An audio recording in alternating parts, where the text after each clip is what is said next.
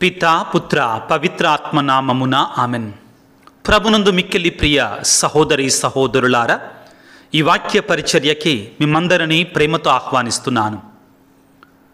ప్రియులకు దేవుని బిడ్డలారా, ఈ లోకములో జీవిస్తున్న క్రైస్తవులమైన మనం నిరంతరము కూడా సైతానుతో పోరాడుతూనే ఉండాలి. ఈ పోరాటములో క్రైస్తవులమైన మనం, దేవుని బిడ్డలమైన మనం సాతానుకు లొంగిపోకుండా ఉండడానికి దేవుడు ప్రసాదించే కవచాన్ని, ఆయుధాలని మనం ధరించాలి. ఎఫెసీ పత్రిక 6వ అధ్యాయములో 10వ వచనము నుండి వాక్యాన్ని చదువుకుంటే దేవుడు మనకి ఎటువంటి ఆయుధాలు ప్రసాదిస్తాడు అనే సత్యాన్ని మనం అర్థం చేసుకోవచ్చు. ముఖ్యంగా ఎఫెసీ పత్రిక 6వ అధ్యాయము 14వ వచనం నుండి 19వ వచనం వరకు మనం చదువుకుంటే అక్కడ 6 ఆయుధాలు మనకు కనబడుతున్నాయి. వాటిలో ఈ రోజున ముఖ్యంగా మనం పౌలు గారు పలికినట్లుగా ఎఫెసీ పత్రిక 6వ అధ్యాయం 14వ వచనములో సత్యమును నడుమునకు తోలుదట్టిగా బిగింపుడు. ఈ లోకములో క్రైస్తవుడు ఆత్మీయ పోరాటములో విజయం సాధించాలి అంటే దేవుడు ప్రసాదించేటువంటి సర్వాంగ కవచాన్ని ధరించాలి. దానిలో మొట్టమొదటిది క్రైస్తవుడు ధరించవలసినటువంటిది సత్యము అనేటువంటి దానిని నడుమునకి తోలుదట్టిగా ధరించాలి. దీనిని గురించి ఈరోజు ఈ వాక్య పరిచర్యలో ప్రార్థనాపూర్వకముగా ధ్యానపూర్వకంగా ధ్యానించటానికి ప్రయత్నము చేద్దాం. ఎఫెసీ పత్రిక 6వ అధ్యాయం 11వ వచనంలో పౌలు గారు ఈ విధంగా అంటున్నారు: సైతాను టక్కరి జిత్తులను ఎదుర్కొనగలుగుటకై దేవుడు ప్రసాదించు సర్వాంగ కవచమును ధరించుడు. ఈ లోకములో క్రైస్తవులమైన మనం సాతాను మీద పోరాడుతూ ఉండగా ఆ సాతాను యొక్క టక్కరి జిత్తులని, ఆ మాయలని, ఆ శోధనలని, ఆ పాపం వెంట లాగేటువంటి దానిని, సైతాను వలలో పడవేసుకోవడానికి అతడు చేసే అగ్ని బాణాలని మనం గెలవడానికి దేవుడు ప్రసాదించేటువంటి సర్వాంగ కవచాన్ని మనందరము కూడా ధరించాలి ప్రియులారా. దానిలో మొట్టమొదటి ఆయుధం ఏమిటంటే, సర్వ అంగ కవచములో మొట్టమొదటి ఆయుధం ఏమిటి అంటే సత్యము. సత్యాన్ని ఎలాగ ధరించాలి? సత్యమును నడుమునకు తోలుదట్టిగా బిగించండి. 3 మాటలు ఉన్నాయి ఇక్కడ ప్రియులారా. మొదటిది సత్యము, రెండవది నడుము, మూడవది తోలుదట్టి, బెల్ట్ అండి, నడుము కట్టుకునేటి బెల్ట్. మొదటిగా ప్రియులారా, ఈ పాత కాలములో, పౌలు గారి కాలములో ఈ నడుమునకు కట్టుకునేటువంటి బెల్ట్ గురించి ఒక్కసారి ముందుగా తెలుసుకోవటానికి ప్రయత్నం చేద్దాం. ఈ బెల్టుని ఎక్కువగా ఎవరు వాడేటువంటి వారు? యుద్ధానికి వెళ్ళేటువంటి వారు వాడేవాళ్ళు. పౌలు గారు ఇక్కడ వాడినటువంటి ఆయుధాలన్నీ కూడా యుద్ధానికి ఉపయోగించేటువంటి ఆయుధాలను ఇక్కడ చూపిస్తారు. ఖడ్గం అంటారు, అదేవిధముగా కవచం అంటారు, ఇంకా డాలు గురించి మాట్లాడతారు. ఈ విధంగా ఒక యుద్ధానికి వెళ్ళేటువంటి సైనిక వీరుడు ధరించే ఆయుధాలని ఆత్మీయ ఆయుధాలతో పోల్చి మనకి జ్ఞానోదయాన్ని కలిగించటానికి, ఈ ఆత్మీయ పోరాటంలో మనం ఏ విధంగా ఉండాలి అని మనకు నేర్పించటానికి పౌలు గారు ఇక్కడ మనకి నేర్పిస్తున్నారు, బోధిస్తున్నారు పిల్లారా. ఇక్కడ ఏమంటున్నారు?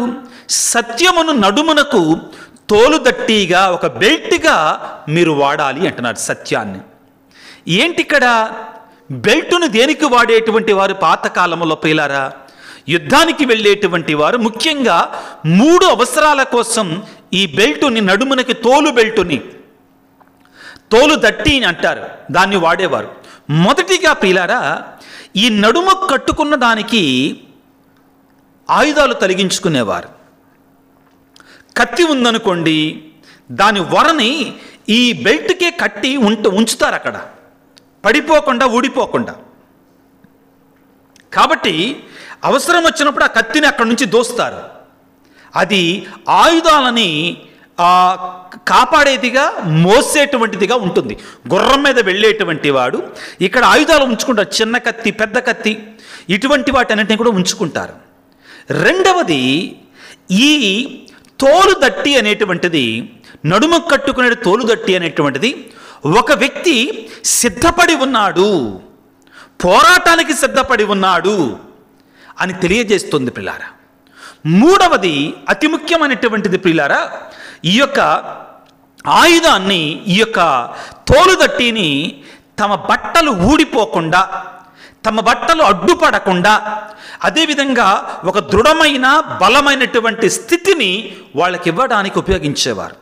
ఆ వస్త్రాలు ఆ రోమన్ సోల్జర్స్ వాడేటువంటి కొన్నిసార్లు పొడుగ్గా, పొట్టిగా ఉంటాయి. వాటిని దోపుకోవడానికి, అవసరాన్ని బట్టి వారికి బలాన్ని, దృఢాన్ని, శక్తిని ఇవ్వడానికి వారు వాడేటువంటి, వారు దృఢంగా ఉండటానికి, ఆ బట్టలని జారిపోకుండా ఉంచటానికి ఉపయోగించేటువంటి వారు ప్రియులారా. ఇదిగో ఈ నడుమునకు తోలుదట్టి అనేటువంటిది, కట్టుకోవటం అనేటువంటిది సిద్ధపాటుకు గుర్తుగా ఉంటుంది. ఎల్లప్పుడూ సిద్ధంగా ఉన్నాను నేను అని తెలియజేయటానికి గుర్తుగా ఉంటుంది. ఉదాహరణకు ప్రియులారా, నిర్గమకాండం 12వ అధ్యాయం 11వ వచనాన్ని మనం చదువుకుందాం. నిర్గమకాండము 12వ అధ్యాయము 11వ వచనములో దేవుడు ఇశ్రాయేలు ప్రజలని పాస్కా భోజనానికి సిద్ధపడమన్నారు. ఆ పాస్కా భోజనాన్ని ఏ విధంగా తినాలి? అసలు పాస్కా భోజనాన్ని ఏర్పాటు చేసిన సందర్భం ఏంటి? ఇశ్రాయేలు ప్రజలు ఐగుప్తు దేశపు బానిసత్వము నుండి, ఫరో యొక్క బానిసత్వము నుండి వారు విడుదల పొందేట రాత్రి వారు పాస్కా భోజనాన్ని వారు భుజించాలని దేవుడు చెప్పారు. అయితే అది నింపాదిగా, నీరసంగా, కబుర్లు చెప్పుకుంటా జీవించే సమయం కాదు. అది వారు సిద్ధపడి ఆ ఐగుప్తు దేశపు బానిసత్వం నుండి వారు వెళ్ళిపోవటానికి సిద్ధపడవలసినటువంటి సమయం ఆ రాత్రి. అది ఏమి చెప్తారు అక్కడ వాక్యములో? 12వ అధ్యాయము 11వ వచనంలో ముఖ్యంగా పిల్లారా, దేవుడు చెప్తాడు, మీరు మీ కుటుంబానికి సరిపడినటువంటి ఒక గొర్రె పిల్లని ఎన్నుకొని దానిని కోసి ఆ యొక్క రక్తాన్ని ద్వారబంధాలకు పుయ్యండి. మాంసాన్ని మీరు పచ్చాగా కాల్చి తినాలి, చేదు కూరలతో తినాలి. వీటన్నిటికీ అర్థాలు ఉన్నాయి. కానీ ఈరోజు సబ్జెక్ట్ మనది అది కాదు. కానీ మనం ఆత్మీయ పోరాటాన్ని గురించి, ఆత్మీయ పోరాటంలో వాడవలసినటువంటి సత్యము అనేటువంటి తోలుదట్టి గురించి మనం నేర్చుకుంటున్నాం. దానిలో ఉన్న పరమాత్మాన్ని మనం ధ్యానపూర్వకంగా మనము నేర్చుకోవటానికి ప్రయత్నం చేస్తున్నాం. ఇక్కడ ఏమంటారు 11వ వచనంలో? ఆ దేవుడు ఇశ్రాయేలు ప్రజలకి ఆ రాత్రి పాస్కా భోజనాన్ని భుజించేటప్పుడు ఏ విధంగా భుజించాలి అని చెబుతూ ఈ విధంగా అన్నాడు, మాంసమును ఈ క్రింది విధముగా తినవలయను. తినునప్పుడు మీరు నడుమునకు దట్టి కట్టుకొని ఉండవలయను. ఈ మాట చాలా ముఖ్యమండి. నడుమునకు దట్టి కట్టుకొని ఉండవలను, కాళ్లకు చెప్పులు ఉండవలను, చేతిలో కర్ర ఉండవలను, మాంసమును గబగబా తినవలయను. ఇది యావే పేరట జరుగు పాస్కా బలి. ఈ వాక్యం అంతటిలో కూడా మీ ముందు నేను మొదటి మాటను ఉంచదలుచుకున్నాను. మీ నడుమునకు తినునప్పుడు మీ నడుమునకు దట్టి కట్టుకొని ఉండవలయను. దట్టి అంటే బెల్ట్ అండి. Very simple. మనం ప్యాంట్ వేసుకున్న తర్వాత ఇన్షర్ట్ చేసి ఇన్షర్ట్ చేయకపోయినా కానీ బెల్ట్ పెట్టుకుంటాం కదా, అది. కానీ ఈ బెల్ట్ మామూలు బెల్ట్ కాదండి. ముఖ్యంగా పౌలు గారు ఎఫెసీ పత్రిక 6వ అధ్యాయము 14వ వచనంలో వాడినటువంటి మాట, సత్యమును నడుమునకు తోలుదట్టిగా బిగించండి అని పలికిన మాట దేనికి సందర్భముగా అంది అంటే, ఒక సైనికుడు వాడేటువంటి ఆ తోలు బెల్ట్కి అది సూచిస్తుంది ప్రియులారా. దేనికని? ఒక యుద్ధానికి వెళ్ళేటువంటి వాడు ఉపయోగించేటువంటి వాడు. క్రైస్తవుడు అనేటువంటి వాడు కూడా ప్రియులారా జాగ్రత్తగా ఆలకించండి. ఈ సత్యాన్ని ఆయుధాలు పెట్టుకోవడానికి తోలుదట్టిగా ఉపయోగించాలి. ఏ ఆయుధాలు?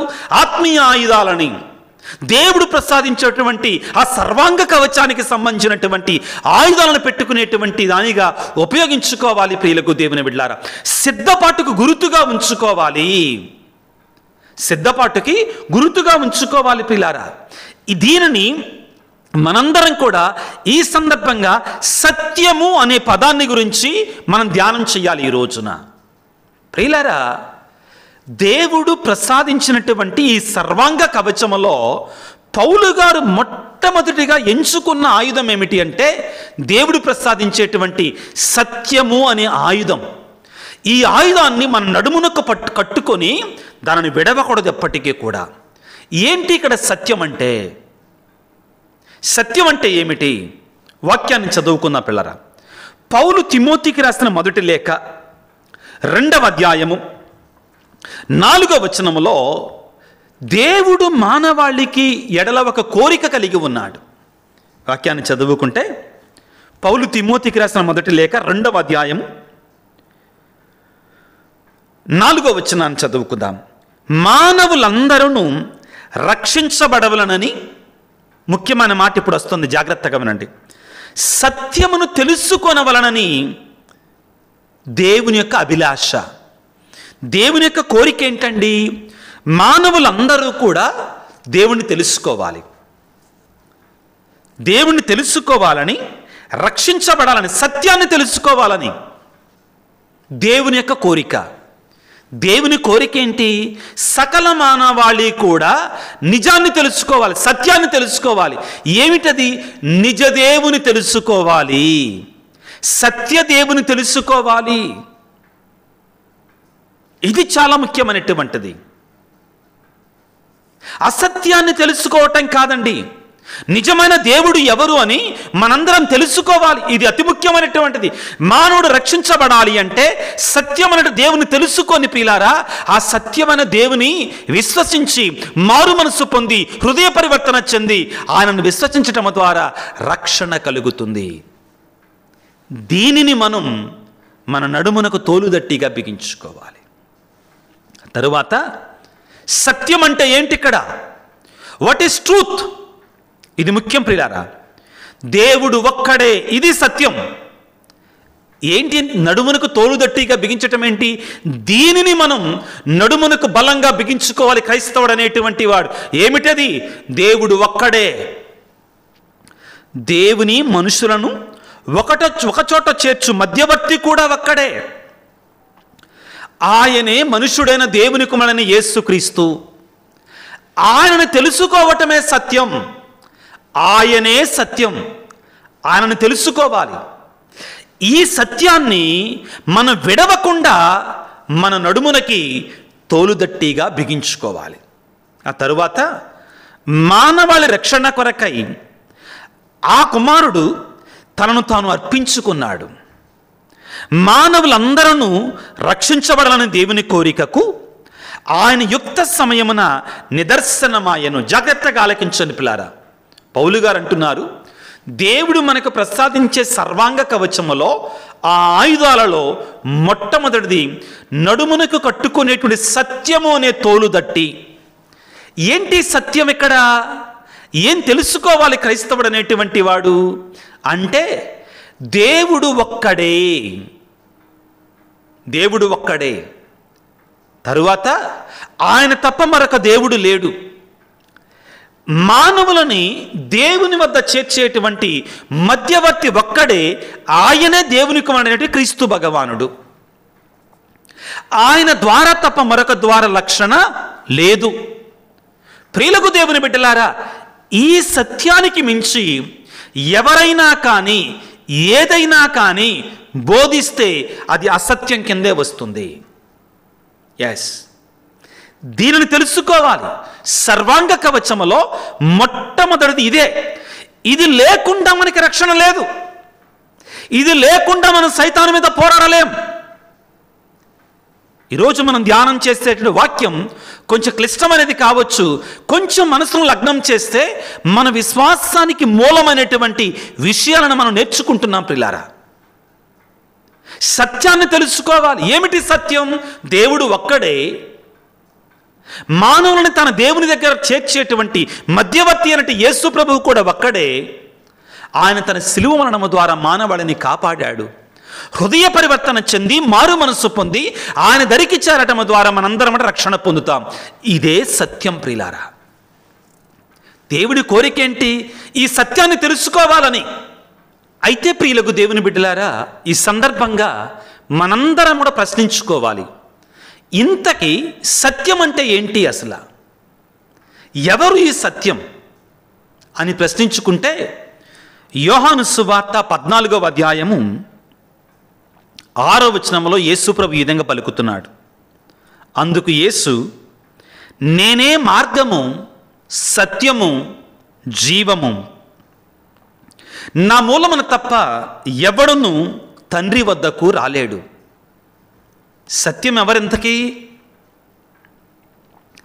యేసు ప్రభువే సత్యం. కాబట్టి ప్రియులారా, ఆ యేసు ప్రభువునే మనతో ఉంచుకోవాలి. సత్యం అంటే ఇంకేం లేదు, యేసు ప్రభువే సత్యం. క్రైస్తవుడు అనేటువంటి వాడు మారు మనస్సు పొంది హృదయ పరివర్తన చెంది యేసు ప్రభువును తెలుసుకొని ఆయనను అంటిపెట్టుకొని ఆయన ద్వారా మాత్రమే రక్షణ అనే సత్యాన్ని ఎరిగి ఉంటే దానిని, ఆ సత్యాన్ని అంటిపెట్టుకొని ఉండగలగాలి. ఆ తరువాత యోహాను సువార్త 17వ అధ్యాయము 3వ వచనం ఈ విధంగా సెలవిస్తూ ఉంది. సత్యం అంటే ఏంటంటే, ఏకైక సత్య సర్వేశ్వరుడవగు నిన్నును నీవు పంపిన యేసుక్రీస్తును వారు తెలుసుకొనుటయే నిత్య జీవితం. సత్యం అంటే పవిత్రాత్మ అనుగ్రహించే వరము ద్వారా, పవిత్రాత్మ దీవెన ద్వారా, పవిత్రాత్మ శక్తి ద్వారా ఏకైక సత్య సర్వేశ్వరుడైన దేవుని, ఆయన పంపిన యేసు ప్రభువుని తెలుసుకోవటమే సత్యం, నిత్య జీవితం. ప్రియులారా, తరువాత యోహాను సువార్త 18వ అధ్యాయం 37వ వచనములో మనందరూ తెలిసినటువంటిదే. తీర్పు సమయంలో ప్రియులారా, పిలాతుని వద్ద యేసు ప్రభు పలికినటువంటి మాట ఏమిటి అంటే, అందుకు పిలాతు, అట్లయినా నీవు రాజువా అని అడిగాను. నేను రాజును నీవే చెప్పుచున్నావు అని పలికి ఈ విధంగా అంటున్నాడు, నేను సత్యమునకు సాక్ష్యం ఇచ్చుటకు వచ్చితిని, జన్మించితిని, ఇందుకొరకే లోకమునకు వచ్చితిని. సత్య సంబంధులందరూ నా మాటను ఆలకింతురు. ఆ తర్వాత పిలాతుడు సత్యమనగానేమి అని అడుగుతాడు. దానినే మనం నేర్చుకుంటున్నాం. క్రైస్తవుడు అనేటువంటి వాడు ఈ సత్యాన్ని అంటిపెట్టుకొని ఉండాలి, నడుమనకు తోలుగట్టిగా ఉంచుకోవాలి. ఏ సత్యాన్ని? యేసు ప్రభు చెప్పినట్లుగా, నేనే సత్యము, జీవము, మార్గము, ఆయన తప్ప వేరొక సత్యం లేదు. యేసు ప్రభువు 17వ అధ్యాయం 3వ వచనంలో పలికినట్లుగా, ఏకైక సత్య సర్వేశ్వరుడు తండ్రిని, ఆయన పంపినటువంటి క్రీస్తు ప్రభువుని పరిశుద్ధాత్మ ద్వారా తెలుసుకొని ఆ సత్యాన్ని అంటిపెట్టుకొని ఉండటమే నిజమైనటువంటి రక్షణ. పిల్లలు, ఇదే సత్యం. క్రీస్తు ప్రభు ఏమంటున్నాడు పిలాతునితో? నేను సత్యమునకు సాక్ష్యం ఇవ్వడానికి వచ్చాను. సత్య సంబంధులందరూ నా మాట ఆలకిస్తారు, నన్ను అనుసరిస్తారు. ఇక్కడ మనందరం గుర్తుపెట్టుకోవాల్సింది ఏంటంటే, మనలో సత్యం ఉంటే యేసు ప్రభువుని స్వీకరిస్తాం, సత్యం లేకపోతే యేసు ప్రభువుని తిరస్కరిస్తాం. ఇక్కడ మనందరం గుర్తుపెట్టుకోవాల్సింది ఏమిటి అంటే, అన్నిటికంటే ముఖ్యమైనటువంటిది, సత్యాన్ని తెలుసుకోకుండా ఇది రక్షణ, దీనిని మనం తెలుసుకోకుండా, ఎరగకుండా మనకి రక్షణ రాదండి. తెలుసుకోవటం అంటే ఏమిటి? అంగీకరించటం.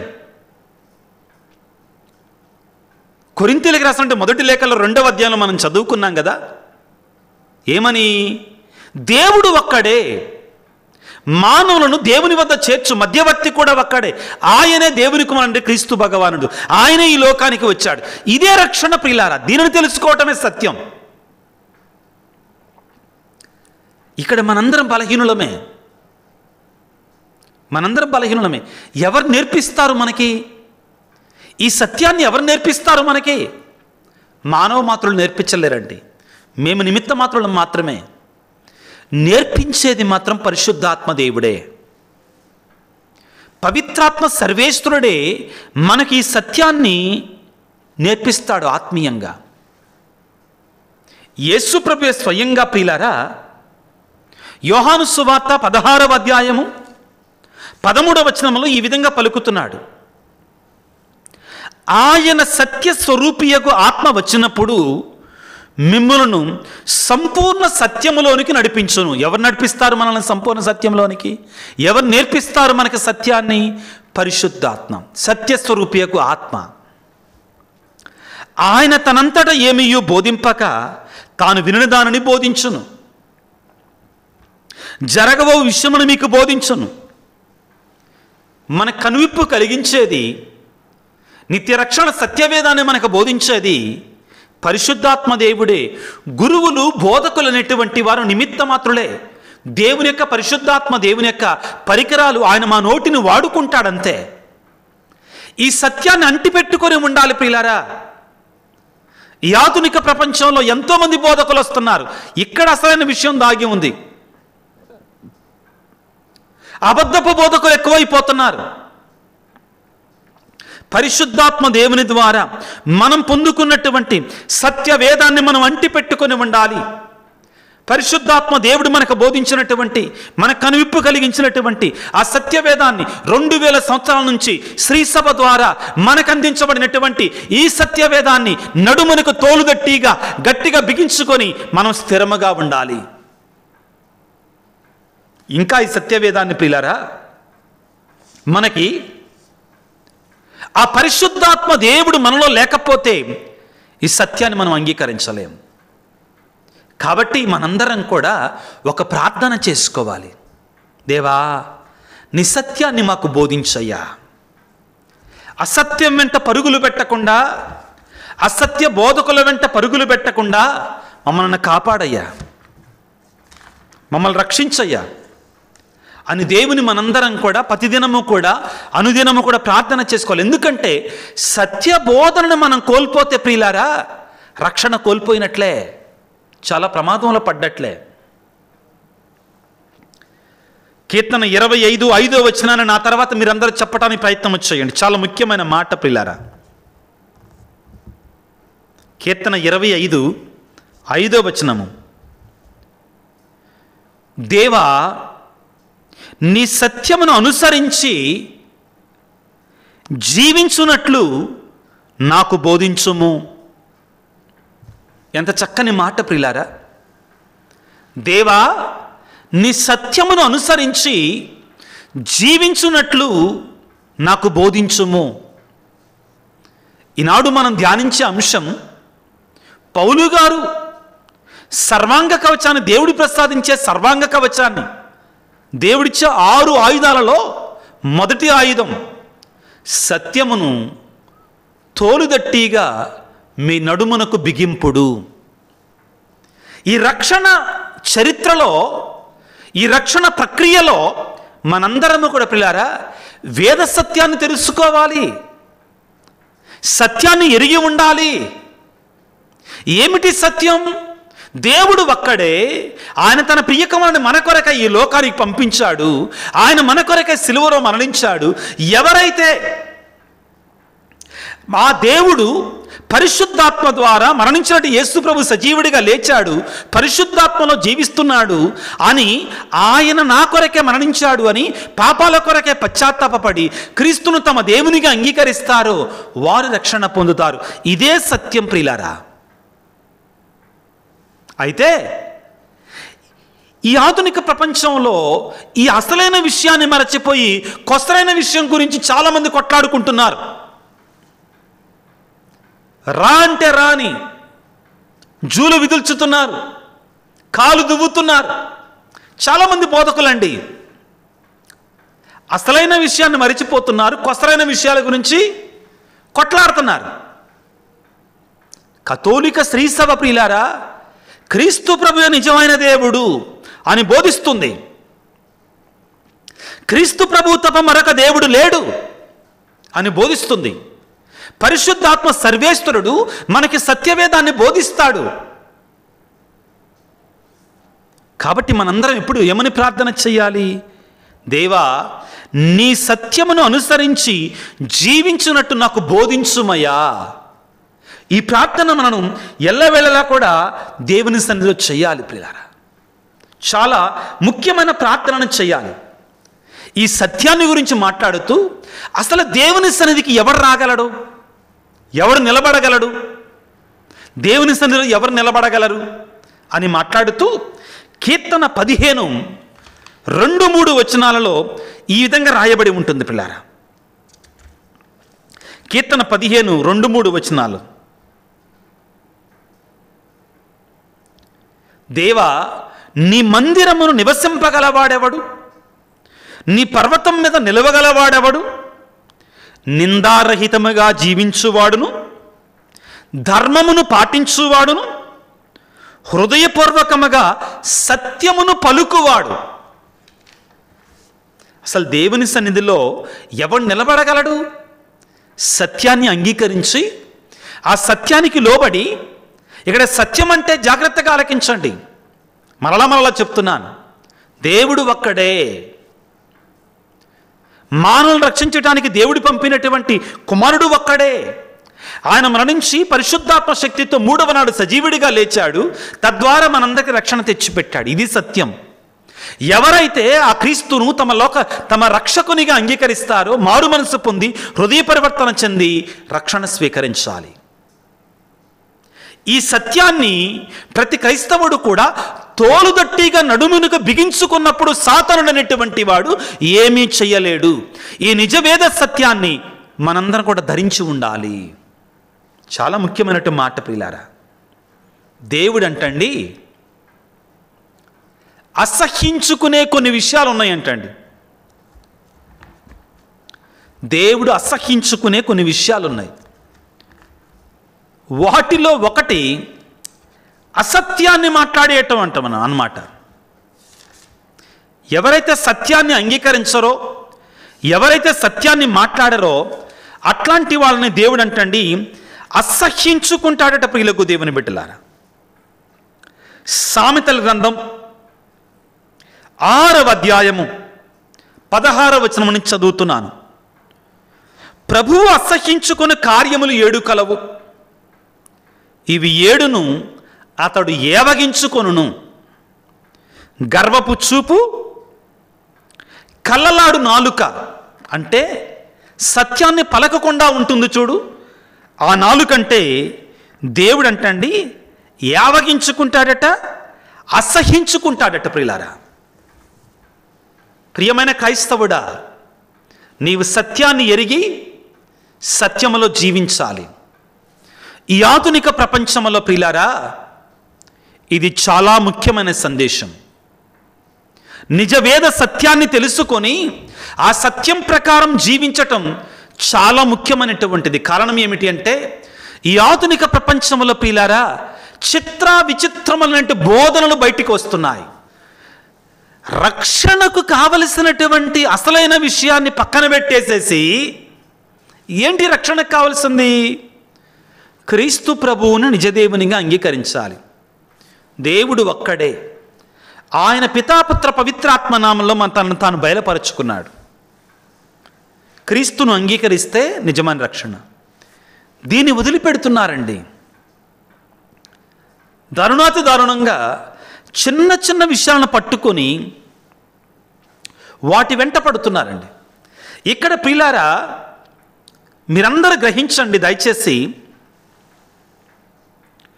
డాక్ట్రిన్ ఒకటి ఉంటుందండి. డాక్ట్రిన్ అది ముఖ్యం, వేద సత్యం ముఖ్యం. మిగిలినటువంటి పద్ధతులు ఉంటాయి చూడండి, పద్ధతులు, వాటి గురించి పెద్దగా పట్టించుకోవాల్సిన అవసరం లేదండి. నేను అస్సలు పట్టించుకోకూడదు అంటల్లా. కొన్ని ఉదాహరణలు మీకు చెప్తానండి. వేద సత్యం అంటే ఏమిటి? దేవుడు ఒక్కడే, ఆయన పితాపుత్ర పవిత్రాత్మ నామంలో తనను తాను బయలుపరుచుకున్నాడు మనకి బైబిల్ గ్రంథం ద్వారా. అర్థమవుతుందా? రెండవ వ్యక్తి త్రిత్వములో ఆయన మన కొరకై సిలువలో మరణించాడు. 3వ నాడు పరిశుద్ధాత్మ శక్తి ద్వారా, వాక్య ప్రకారం చెప్తున్నానండి, పరిశుద్ధాత్మ శక్తి ద్వారా ఆయన సజీవుడిగా లేచాడు. ఆయన నమ్మినటువంటి వారికి, ఆయన విశ్వసించినటువంటి వారికి ఆయన అదే రక్షణ మనకు ప్రసాదిస్తాడు. ఇది ప్రధానమైన సత్యం, వేద సత్యం.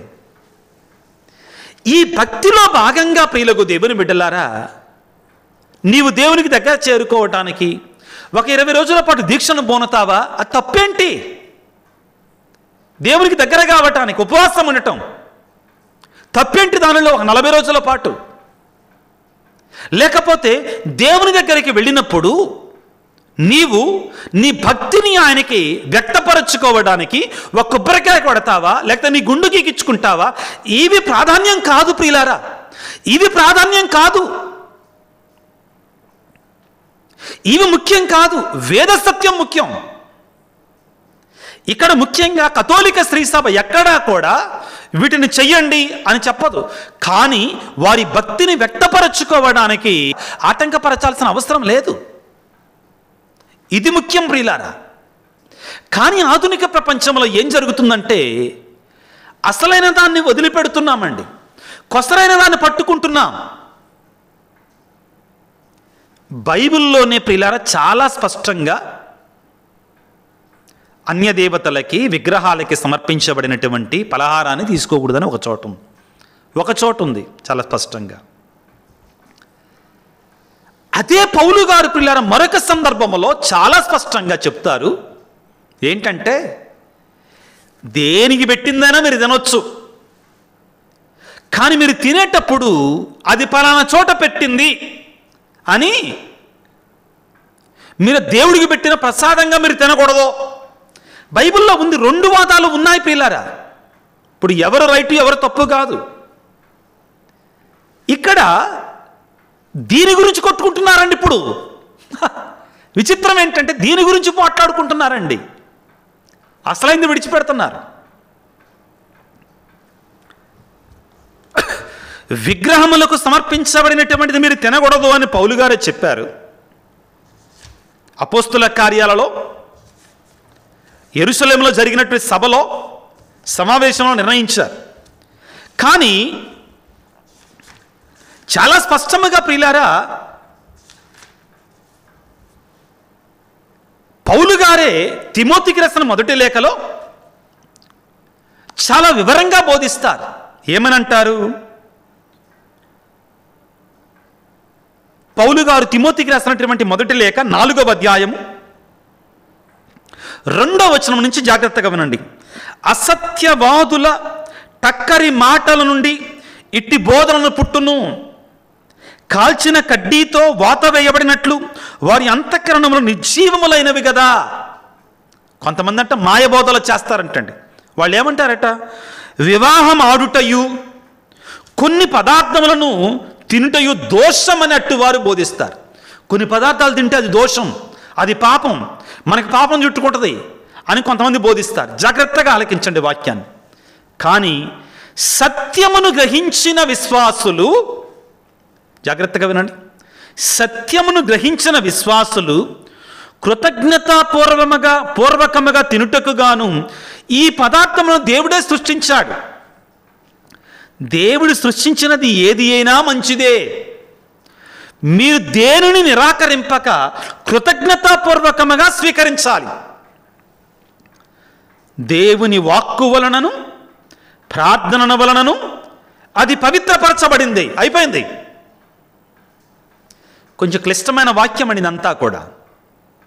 సత్యాన్ని గురించి మనం తెలుసుకుంటున్నాం ప్రియులారా. సత్యమే పరమావధి కావాలి. మనందరం గుర్తుపెట్టుకోవాల్సింది ఏమిటి అంటే ప్రియులారా, దేవుని సత్యాన్ని మనం తెలుసుకొని ఆ సత్యములో మనం జీవించాలి. అన్నిటికంటే ముఖ్యమైనది సత్యం. దేవుడు ఒక్కడే. మరలా చెప్తున్నానండి, నేను దారి తప్పకుండా ఉండటం కోసం, నన్ను మీరు మిస్అండర్స్టాండ్ చేసుకోకుండా ఉండటం కొరకై మీరు కూడా 2-3 సార్లు చెబితే అది మీ మనసులో నాటుతుందని తెలుసుకోవడం కోసం. ఏమిటి అది? దేవుడు ఒక్కడే. ఆయన తన కుమారుని ఈ లోకానికి పంపించాడు. ఆయన మన కొరకై సిలువలో మరణించి ప్రాణత్యాగం చేశాడు. ఆయన 3వ నాడు పరిశుద్ధాత్మ ద్వారా జీవంతో లేచాడు. ఆయనను విశ్వసించినటువంటి వారికి, ఆయన నిజదేవుని అంగీకరించినటువంటి వారికి ఆయన నిత్య జీవితాన్ని ప్రసాదిస్తాడు, మోక్ష భాగ్యాన్ని ప్రసాదిస్తాడు. ఇది సత్యం ప్రియులారా. అయితే ఈ సత్యమోతకు నడిపించేటువంటి వారు, ఈ సత్యములోకి నడిపించేటువంటి వారిని దేవుడు కొంతమందిని ఎన్నుకున్నాడు. అది పౌలు గారు కావచ్చు, పేతురు గారు కావచ్చు, మరియ తల్లి కావచ్చు, పునీతులు కావచ్చు. వారి ద్వారా మనం దేవుని దగ్గరికి వెళతాం. వారు మనకి మార్గదర్శకాలుగా ఉంటారు. పౌలు గారు తాను రాసిన లేఖలో చాలా స్పష్టముగా మీరు నన్ను అనుసరించవలనని, నేను ఏ రీతిగా క్రీస్తును అనుసరించానో మీరు కూడా నా ఉదాహరణ అనుసరించాలని నేను మిమ్మల్ని అడుగుతున్నాను అని పలికాడు. అర్థమవుతుందా? పౌలు గారు అంటారు ఇక్కడ, మీరు నా యొక్క ఆదర్శాన్ని మీరు అనుసరించాలి అంటున్నారు. ఎందుకని? ఒక అంతోని వారి యొక్క ఆదర్శాన్ని, ఒక మరియ తల్లి యొక్క ఆదర్శాన్ని, ఒక ఫ్రాన్సిస్ వారి యొక్క ఆదర్శాన్ని మనం ఎందుకు తీసుకోకూడదో? మనం ఎవరము కూడా మరియ తల్లి దేవుడు అని చెప్పటం లేదు కదా. కథోలిక శ్రీ సభ ఎక్కడా కూడా మరియ తల్లిని పూజించండి అని చెప్పటం లేదు కదా. ఎందుకని వీరందరూ కూడా యేసు క్రైస్తవ కథోలికులు మరియ తల్లిని పూజిస్తారు అని అంటున్నారు? ఇది అసత్య బోధన. మనుషులని దారి తప్పిస్తున్నారు చూడండి. ఇది అసత్య బోధన. ఆరాధన దేవునికి మాత్రమే. కథోలిక శ్రీ సభ తన యొక్క సిద్ధాంతములో, తన యొక్క బోధనలో చాలా స్పష్టముగా ఉంది, చాలా క్లియర్గా ఉంది. ఏమిటి అంటే దేవుడు ఒక్కడే, ఆయన త్రిత్వంతుడై ఉన్నాడు. పితా, పుత్ర, పవిత్రాత్మ, తండ్రి, కుమార, పరిశుద్ధాత్మలు. ఆయన యందు విశ్వాసం ఉంచటమే రక్షణ. కానీ ఆయన తెలుసుకోవటానికి, ఆయన చేరుకోవడానికి పౌలు గారు ఏ విధంగా అన్నారో, మీరు నేను క్రీస్తును ఏ విధముగా ఆదర్శముగా తీసుకున్నానో మీరు కూడా నా ఆదర్శాన్ని స్వీకరించండి. పౌలు గారే అన్నారండి లేఖలలో. ప్రియులారా, చాలా స్పష్టంగా అన్నారు. ప్రియులకు దేవుని బిడ్డలారా, జాగ్రత్తగా ఉండాలి. సత్యాన్ని నడుమునకు తోలుదట్టిగా మీరు బిగించుకోవాలి అని పౌలు గారు ఎందుకు చెప్పారు అంటే, కడ సమయంలో గలిబిలి చేసేటువంటి వాళ్ళు ఎక్కువ వస్తారు. 2000 సంవత్సరాల నుంచి కథోలిక శ్రీ సభ దేవుని యొక్క పరిశుద్ధాత్మ శక్తి చేత నడిపించబడుతుంది. ఇక్కడ మనందరం గుర్తించాల్సింది ఏమిటి అంటే, ఏక కథోలిక అపోస్తోలిక శ్రీ సభ ఒకటే. అదే ఆర్సిఎం కథోలిక శ్రీ సభ. ఇవన్నీ కూడా మధ్య మధ్యలో పుట్టగొడుగుల్లాగా వచ్చినటువంటివే. ఎవరెన్నన్నా కానీ ఈ మధ్య కాలంలో మరొక అసత్య బోధన బయలుదేరింది. ఏమిటి అసత్య బోధన? మొదట్లోనంట ఉన్నటువంటిది అంటండి క్రీస్తు సంఘం అంటండి, ఆర్సిఎం సంఘం కాదంటండి. క్రీస్తు సంఘం అంట 313, 325 సంవత్సరం నుంచి ప్రారంభమైందంట. కాన్స్టంటైన్ ద చక్రవర్తి కాడి నుంచి ఆర్సిఎం సంఘం ఉందంట. అంతకుముందు ఆర్సిఎం సంఘం లేదంటే. విచిత్రమైన బోధన. కథోలిక శ్రీ సభ ప్రారంభం నుండి లేదంటండి. ఇవన్నీ కూడా తప్పుడు బోధనల ప్రియులారా. కాబట్టే పౌలు గారు ఎఫెసీ పత్రిక 6వ అధ్యాయం 14వ వచనంలో చాలా స్పష్టంగా చెప్తున్నారు, మీరు సత్యమును మీ నడుమునకు తోలుదట్టిగా బిగించుకొని ఉండండి. అది పోతే, ఆ తోలుదట్టి పోతే యుద్ధంలో ఉన్న సైనికుడికి తన దగ్గర ఆయుధాలు పడిపోతాయి. తనలో ఉన్న పట్టు పోతుంది. తనలో ఉన్న పట్టు పోతుంది ప్రియులారా. కాబట్టి ప్రియ క్రైస్తవుడా, ప్రియ క్రైస్తవరాలా, ఈ నిజమైనటువంటి ఆది అపోస్తోలిక కథోలిక విశ్వాసాన్ని మనం పట్టుకొని ఉండాలి. ఎన్నో సంఘాలు వచ్చాయి, ఎన్నో సంఘాలు పోయాయండి. ఇది సత్యం, ఇదే సత్యం ప్రియులారా. చాలామంది సొంత సంఘాలు పెట్టారు. చాలామంది కథోలిక శ్రీ సభకు వ్యతిరేకంగా బోధనలు ప్రారంభించారు. కాలగర్భంలో కలిసిపోయారు. అవును, ఎవరు శాశ్వతం కాదు. కథోలిక శ్రీ సభ 2000 సంవత్సరాల నుంచి ఆ పేతురు గారు మూలరాయిగా, ఆ పేతురు గారి యొక్క మూలరాయి మొదటి పాపు గారు అనే సంఘం మీద దేవుడు నిర్మించినటువంటి కథోలిక శ్రీ సభ నాటి నుండి నేటి వరకు కూడా నిజ సత్యానికి, నిజ వేద సత్యానికి కట్టుబడి ముందుకు నడుస్తూనే ఉంది.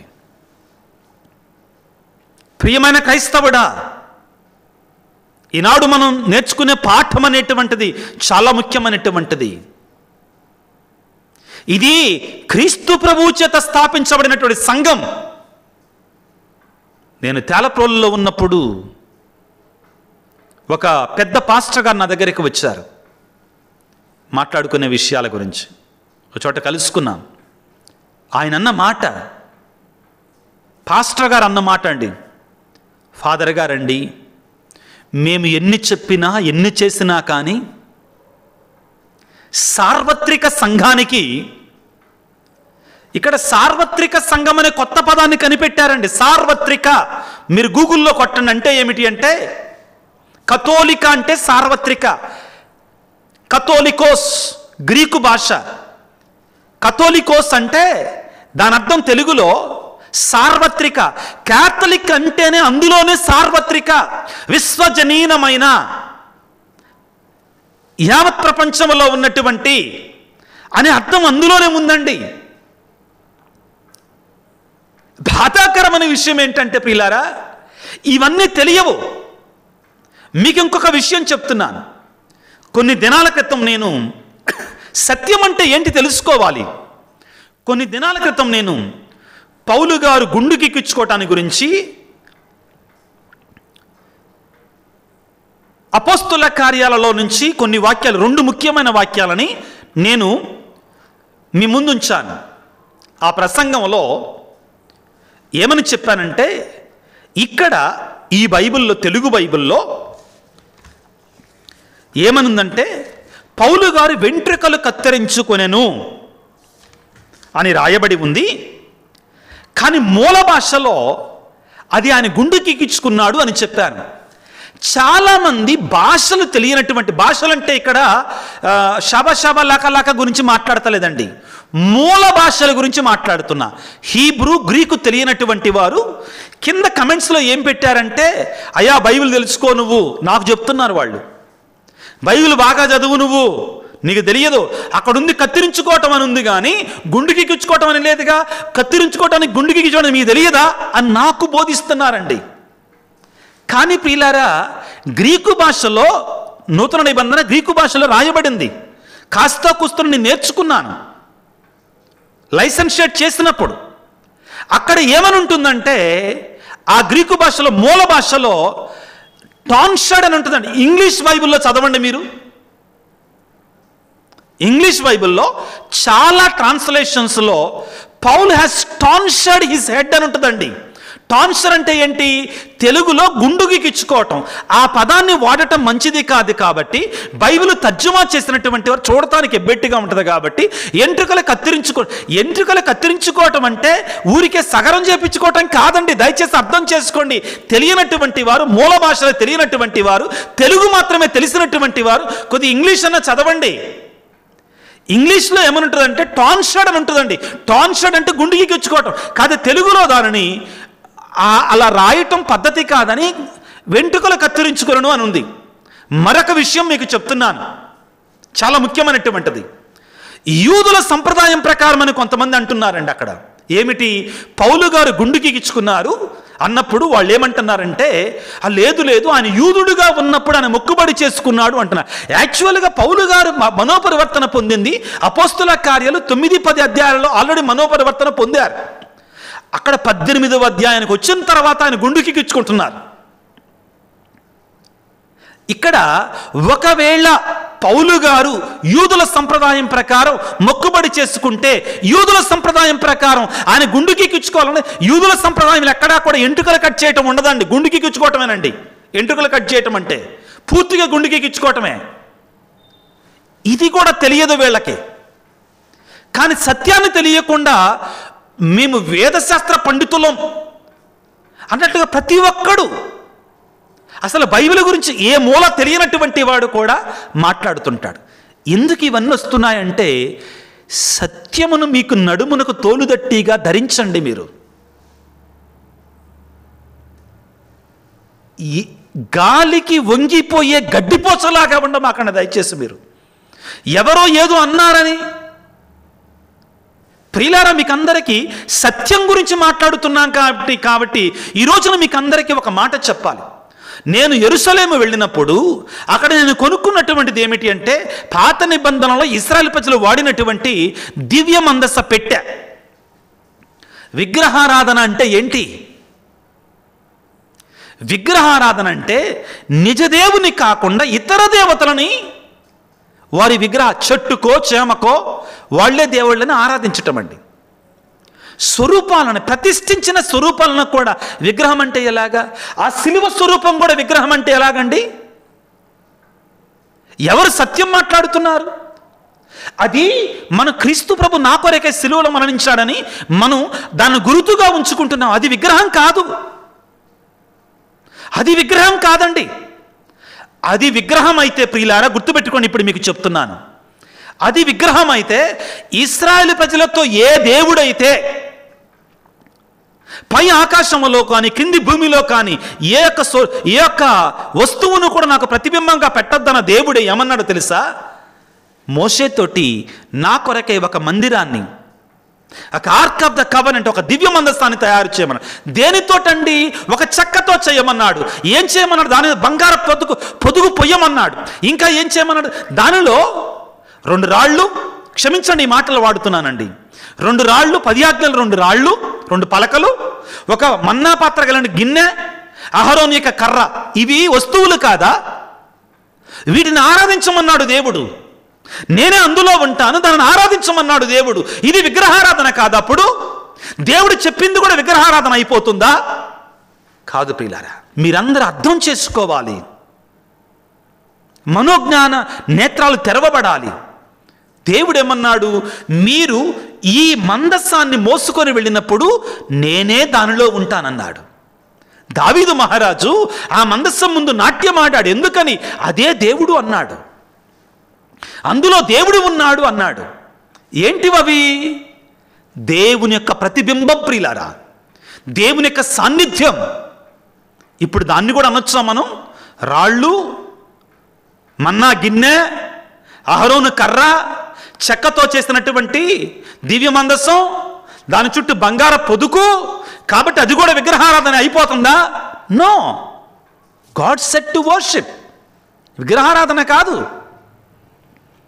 ఈనాడు పౌలు గారు అంటున్నారు పిల్లారా, ఏమంటున్నారు? మీరు సత్యబోధనను అంటిపెట్టుకొని ఉండాలి. ఎవరు విగ్రహారాధికులు? ఎవరు విగ్రహారాధికులు? క్రీస్తు యొక్క శిలువ స్వరూపాన్ని కనబడకుండా చేసినటువంటి వారు విగ్రహారాధికులు. క్రీస్తు శిలువ మరణాన్ని కనబడకుండా చేస్తున్నటువంటి వారు, వారి వారి యొక్క బొమ్మను నిలువెత్తుగా ఏపించుకుంటున్నటువంటి వారు విగ్రహారాధికులు.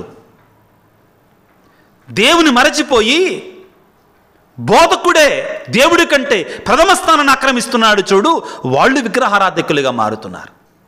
నిజ వేద సత్యాన్ని మనం తెలుసుకోవాలి.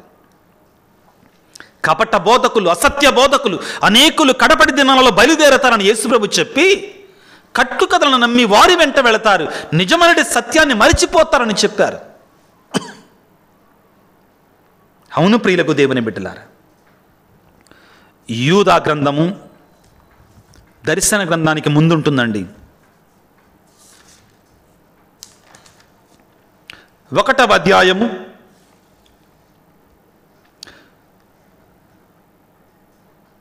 4వ వచనాన్ని చదువుతున్నాను. దొంగచాటుగా మనయందు భక్తిహీనులు కొందరు ప్రవేశించి మన ఏకైక యజమానుడును ప్రభువును అగు యేసుక్రీస్తును తిరస్కరించి వారి అవినీతికరమగు ప్రవర్తనను సమర్థించుకొనుటకై దైవకృపను కూర్చిన సందేశమునకు అపార్థములు కల్పించుచున్నారు. కొంతమంది అంటండి, వారి స్వార్థం కోసం నిజమైనటువంటి ఆరాధనని తిరస్కరించి వారి అవినీతికరమగు ప్రవర్తనను సమర్థించుకొనుటకై దైవకృపను కూర్చిన సందేశానికి అపార్థాలు చేకూరుస్తారంటండి. ప్రియమైన మిత్రులారా, మనకందరకు కలిగడి రక్షణను గూర్చి నేను మీకు వ్రాయ ఎంతయో ఆశించితిని. కానీ దేవుడు తన ప్రజలకు శాశ్వతముగా వసగిన విశ్వాసమునకై మీరు పోరాడుచునే ఉండవలనని మేము ప్రోత్సహించవలసిన అవసరం ఉన్నదని తోచినది కనుకనే ఇట్లు రాయిచున్నాను. పౌలు గారు అంటున్నారు, మీ విశ్వాస జీవితాన్ని గురించి మీరు పోరాడుచునే ఉండాలని నాకు తోచుచున్నది, కావున మీకు బోధిస్తున్నాను. ఏమని బోధిస్తున్నాడు అంటే, నిజమైన బోధనని కొంతమంది భక్తిహీనులు తమ స్వార్థ ప్రయోజన, తమ అవినీతికరమైనటువంటి కార్యాలను కప్పిపుచ్చుకోవడానికి, సమర్థించుకోవడానికి బయలుదేరి అపార్థమైనటువంటి బోధనలు బోధిస్తారంటండి. జాగ్రత్త వహించండి. అవును ప్రియులకు దేవుని బిడ్డలారా, దర్శన గ్రంథములో 2వ అధ్యాయం 4వ వచనం ఈ విధంగా సెలవిస్తుంది పిల్లారా. ఏమంటున్నారంటే, కానీ మొదటి వలె ఇప్పుడు మీరు నన్ను ప్రేమించుటలేదు. ఇదియే మీపై నేను చేసే ఆరోపణ. మీరు ఎంత భ్రష్టులైతురో ఒక్క పరి గుర్తు తెచ్చుకొనుడు. పాప విముఖులై మొదట ఎట్లుంటిరో అట్లే ప్రవర్తింపుడు. ఇక్కడ ప్రియులారా, ఒక ముఖ్యమైన మాటను మీ ముందు ఉంచుతాను, వినండి జాగ్రత్తగా, ఓపికగా వినండి. దర్శన గ్రంథం 2వ అధ్యాయం 2వ వచనం. మీరు ఎఫెసీ సంఘానికి యేసుప్రభు లేఖ రాస్తున్నాడు. దర్శన గ్రంథంలో 7 సంఘాలకి క్రీస్తు ప్రభు లేఖలు. మొదటి లేఖ అండి ఎఫెసీ సంఘానికి. పాట్మోస్ దీవుల్లో ఉండగా యోహాను గారు దర్శనాన్ని పొంది, ఆ దర్శనంలో పొందిన లేఖ ఎవరికి? ఎఫెసీ సంఘానికి, ఎఫెసు సంఘానికి. దర్శన గ్రంథం 2వ అధ్యాయం 2వ వచనం. మీరు ఏమి వనర్చితురో నాకు తెలియను. మీరు ఎంత శ్రమ పని చేసితురో, ఎంత సహనమును ప్రదర్శించితురో నేను ఎరుగుదును. దుష్టులను మీరు సహింపజాలని నాకు విదితమే. అపోస్తులు కాకుండానే, జాగ్రత్తగా వినండి ఇప్పుడు, అపోస్తులు కాకుండగానే అపోస్తులమని చెప్పుకుని వారిని పరీక్షించి వారు అసత్యవాదులని మీరు కనుగొంటిరని నాకు తెలియను. ఇక్కడ వీళ్ళు అపోస్తులు కాదండి, బోధకులు చాలామంది. అపోస్తుల యొక్క వారసత్వం వాళ్ళలో అసలే లేదు. అపోస్తుల యొక్క వారసత్వం వాళ్ళలో లేదు. ఇష్టమైంది, ఒక రోజున సడన్గా సంఘాన్ని పెట్టుకున్నాడు, అంతే, అయిపోయింది, సొంత సంఘం. అపోస్తుల యొక్క వారసత్వం ఏది? అపోస్తుల యొక్క వారసత్వం ఉన్న ఏకైక కథోలిక శ్రీసభ ఈ ఆర్సిఎం సంఘం. సత్యబోధనను మనం తెలుసుకోవాలి, సత్యబోధనను మనం తెలుసుకోవాలి ప్రియులారా. ఆ సత్యబోధన నుండి మనం ప్రక్కకు వెళ్ళకూడదు. ఇది దేవుని యొక్క కోరిక ప్రియులారా. తిమోతికి రాసిన మొదటి లేఖ 6వ అధ్యాయము 3వ వచనం నుండి పౌలు గారు హెచ్చరిస్తున్నారు. కొంచెం పొడుగ్గా ఉంటుందండి. తిమోతికి రాసిన మొదటి లేఖ 6వ అధ్యాయం 3వ వచనం నుండి అసత్య బోధకుల గురించి, మన ప్రభువుకి యేసుక్రీస్తు యొక్క యథార్థములకు పలుకులను, దైవభక్తికి అనుకూలమగు బోధనలను అంగీకరింపక వానికి విరుద్ధమగు సిద్ధాంతమును బోధించు ఏ వ్యక్తి అయినను జ్ఞానశూన్యుడును పొగరబోతు.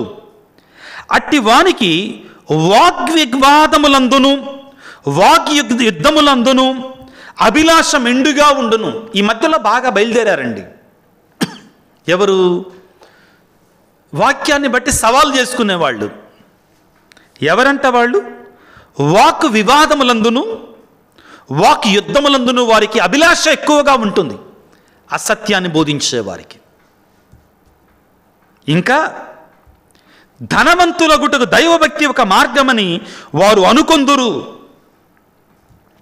కలహములు, దూషణలు, దుష్ట సందేహములు, సత్యదూరులను, బుద్ధిహీనులను అగువారు వాగ్వివాదములు కలుగుచున్నవి.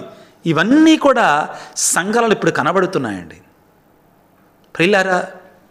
ప్రభు ఈ రోజున పౌలు గారి ద్వారా మొట్టమొదటి ఆయుధంగా సత్యాన్ని ఎరిగినటువంటి వారమై మనం ఉండాలి. ఎవరో ఆర్సిఎమోళ్ళు మరియతలను పూజిస్తున్నారు అనగానే కడగడలాడిపోవాల్సిన అవసరం లేదు. కథోలిక సిద్ధాంతం ప్రకారం ఏ క్రైస్తవుడు మరియతల్ని పూజించరు. మరియతల్ని మనం గౌరవిస్తాం. మరియతల్లిని లూకాసు వార్త 1వ అధ్యాయంలో ఎలిజబెత్తమ్మ పలికినట్లుగా, నా దేవుని తల్లి, నా ప్రభువు తల్లి నా ఎదుకు వచ్చుట నాకు ఎలాగూ ప్రాప్తించను అని పలికినట్లుగా మనము కూడా ఆ తల్లి, దేవుని యొక్క తల్లి మనకు మధ్యవర్తి. పౌలు గారు పలికినట్లుగా, నేను ప్రభు యొక్క ఆదర్శంను అనుసరించినట్లే మీరును నా ఆదర్శంను అనుసరించుడు. నా సుమాత్రకు అనుసరిని పలికినట్లుగా మరియ తల్లి యొక్క సుమాత్రకును అనుసరిస్తాం, ఆ తల్లిని గౌరవిస్తాం మనం. ఎవరో మరియ తల్లిని పూజిస్తున్నారు అనగానే కంగారు పడకండి. రెండవది ముఖ్యమైనటువంటిది, ఆర్స్యం వాళ్ళు విగ్రహారాధికులు అనగానే భయపడకండి, కంగారు. మనం కాదు విగ్రహారాధికులం. ఎవరు విగ్రహారాధికులు? క్రీస్తు శిలువ మరణాన్ని దాచిపెడుతున్నటువంటి వారు విగ్రహారాధికులు. క్రీస్తు యొక్క శిలువని మనం, ఆయన మరణాన్ని మనం 10 మందికి చాటి చెప్తున్నాం ఆ శిలువ స్వరూపం ద్వారా. వాక్య పరిచయలు మీకు చెప్పాను. ఒకవేళ ఇది విగ్రహారాధన అయితే ఇశ్రాయేలు ప్రజలు మోసినటువంటి ఆ యొక్క దివ్య మందస్సం ప్రియులారా, ఆ దివ్య మందస్సంలో ఏమున్నాయి? ఒక రాతితో చేసినటువంటి 2 పలకలు, ఒక మన్నా భోజనం కలిగిన ఒక గిన్నె, అహరోను యొక్క చిగుర్చిన కర్ర. ఆ యొక్క మందస్సం ఉంది చూడండి, ఆ మందస్సాన్ని దైవ సన్నిధిగా, అదే దేవునిగా ఇశ్రాయేలు ప్రజలు ఆరాధించారు. ఆ మందస్సం పోయినప్పుడు దేవుడు వారి దగ్గర నుంచి వెళ్ళారని బాధపడ్డారు. దాన్నే దేవుని యొక్క సాన్నిధ్యంగా అంగీకరించారు. క్రైస్తవుడు అనేటువంటి వాడు ఈ యొక్క దివ్య స్వరూపాలని దేవుని స్మరించుకోవటానికి ఒక మార్గంగా భావిస్తాడే కానీ ఆ స్వరూపాలే, ఆ కర్రే దేవుడిని మనం అనమండి. దేవుని వేడుకుందాం ఈ రోజున. వేద సత్యాన్ని విడవకుండా నిజదేవుని ఆరాధించే బిడ్డలుగా ఉండటానికి పౌలు గారు అంటున్నారు, ఇది చాలా ముఖ్యం. ఏమంటున్నారు? ఎఫెసీ పత్రిక 6వ అధ్యాయం 14వ వచనంలో ఈనాడు మనం ధ్యానించేది ప్రియులారా, మొట్టమొదటి ఆయుధం, 6 ఆయుధాలలో మొట్టమొదటి ఆయుధం ఏమిటి? ఎఫెసీ పత్రిక 6వ అధ్యాయం 14వ వచనంలో, సత్యమును నడుమునకు తోలుదట్టిగా ధరించండి. ఈ సత్యాన్ని మనం కలిగి ఉండాలి. సాతాను మీద మనం విజయం పొందాలి అంటే సత్యం తెలియకపోతే మనం ప్రమాదంలో పడిపోతాం. సత్యం తెలియకపోతే మనం సాతాను వశమైపోతాం. సత్యం తెలియకపోతే మనం రక్షణను కోల్పోతాం. ప్రియులారా, జాగ్రత్త వహించటానికి ప్రయత్నం చేద్దాం. దర్శన గ్రంథములో 2వ అధ్యాయం 6వ వచనంలో ప్రియులారా, నికోలాయితుల గురించి మాట్లాడుతారు. ఎవరి నికోలాయితులు? తప్పుడు సిద్ధాంతాన్ని బోధించేవారు, తప్పుడు బోధనలు బోధించేవాడు, వాళ్ళకి ఇష్టం వచ్చినట్లుగా బోధించేటువంటి వారు. నికోలాయితులు అంటే ఎవరంటే, ఆత్మ వేరు, శరీరం వేరు. కాబట్టి శరీరముతో మనం చేసినటువంటి పాపం అనే తప్పు అనేటువంటిది ఆత్మను ఎట్టి పరిస్థితుల్లో అఫెక్ట్ చేయదు, దాన్ని తాకదు. ఆత్మ వేరు, శరీరం వేరు. కాబట్టి శరీరంతో మనం ఒకవేళ విందు భోజనాలు, విచ్చలవిడితనము, సుఖభోగాలు చేసినా కానీ అది ఆత్మతో సంబంధం లేదు. కాబట్టి శరీరంతో మనం ఎట్టైనా అనుభవించవచ్చు. నికోలాయితులు చేసేది అదనమాట బోధన. దర్శన గ్రంథం 2వ అధ్యాయం 6వ వచనంలో మనం చదువుకుంటాం. అది తప్పుడు సిద్ధాంతం, తప్పుడు బోధనలు అవి ప్రియులారా. అటువంటి బోధనల గురించి జాగ్రత్త వహించ, తప్పుడు సిద్ధాంతాల గురించి జాగ్రత్త వహించమని ఇదిగో మనకి హెచ్చరికలు చేస్తున్నారు. 14వ వచనం 15వ వచనం వరకు కూడా అదే అధ్యాయం, దర్శన గ్రంథం 2వ అధ్యాయం మనం చదువుకుంటాం. నికోలాయితుల గురించి మనం నేర్చుకుంటాం పిల్లరా. అటువంటి బోధకులు ఈ రోజుల్లో చాలామంది తయారయ్యారు. జాగ్రత్త వహించుదాం. ఆది నుండి కూడా 2000 సంవత్సరాల నుంచి కూడా ఏక కథోలిక అపోస్తోలిక శ్రీసభ యేసుప్రభు యొక్క, పేతురు గారి యొక్క ఆ యొక్క వారసత్వాన్ని అందిపుచ్చుకొని పరిశుద్ధాత్మ దేవుని యొక్క కృపలో నడుస్తున్నటువంటి ఏకైక సత్యవేద శ్రీసభ కథోలిక శ్రీసభ. ఆ శ్రీసభలో నడుస్తూ శ్రీసభ సిద్ధాంతానికి, దేవునికి సిద్ధాంతానికి లోబడి ఆ యొక్క సత్యమును నడుమునకు తోలుదట్టిగా బిగించుకోవటానికి కాల్సిన శక్తిని, అనుగ్రహాన్ని, ఆశీర్వాదాన్ని ప్రసాదించమని దేవుని వేడుకుందాం. తల వంచి ప్రార్థన చేసుకుందాం. సర్వశక్తిమంతుడా, సర్వోన్నతుడా, ప్రేమమయుడా, మీకు స్తోత్రాలు, వందనాలు తండ్రి. ఈనాడు ప్రభువా, సత్యాన్ని మా నడుమునకు తోలుదట్టిగా బిగించుకోమంటున్నారు. ఇది మీరు క్రైస్తవులైన మాకు ప్రసాదించేటి సర్వాంగ కవచములో మొట్టమొదటి ఆయుధం ప్రభువా.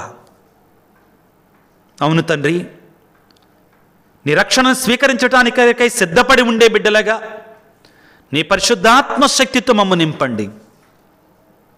నీ జ్ఞానోదయాన్ని మాకు కలిగించండి. నీ పరిశుద్ధాత్మ జ్ఞానాన్ని మాకు అందించండి. నిజ సత్యాన్ని గ్రహించగలిగినటువంటి కృపను మాకు దయచేయండి. పాపములో పడిపోకుండా, నిన్ను విడవకుండా, నీ వేద సత్యాన్ని విడవకుండా మమ్మల్ని కాపాడండి తండ్రి. ఈ ఆధునిక ప్రపంచంలో కలిగేటువంటి గలిబిలను చూసి, అబద్ధపు బోధనను చూచి మేము భయపడకుండా ఉన్నటి కథోలిక వేద సత్యాన్ని అంటిపెట్టుకొని జీవించులాగా మమ్మల్ని దీవించండి. ఈనాడు ప్రభువా, ఇప్పటి వరకు కూడా నీ వాక్యానికి లోబడి జీవిస్తూ, నీ పరిశుద్ధాత్మ శక్తికి లోబడి జీవిస్తూ వాక్యాన్ని ఆలకించినటువంటి బిడ్డలందరినీ దీవించండి. వారి మనస్సులను, హృదయాలను ప్రభువా నీ పరిశుద్ధాత్మ శక్తితో నింపండి. నీ నిజమైన ఆనందంతో నింపండి తండ్రి. నిన్నే నిజదేవునిగా, మా ప్రభువుగా, మా రక్షకునిగా, మా దేవునిగా అంగీకరించి స్వీకరించాలని మమ్మల్ని దీవించమని మా ప్రభు అయిన క్రీస్తు ద్వారా వేడుకొనుచున్నాము తండ్రి. ఆమెన్. ప్రభువు మీతో ఉందురుగాక, మీ ఆత్మతో ఉందురుగాక. సర్వశక్తి గల సర్వేశ్వరుడు పిత, పుత్ర, పవిత్రాత్మ మిమ్ము మీ కుటుంబాలను చల్లగా దీవించి ఆశీర్వదించి కాపాడుదురుగాక. God bless you. దేవుడి దీవించుగాక. ఆమెన్.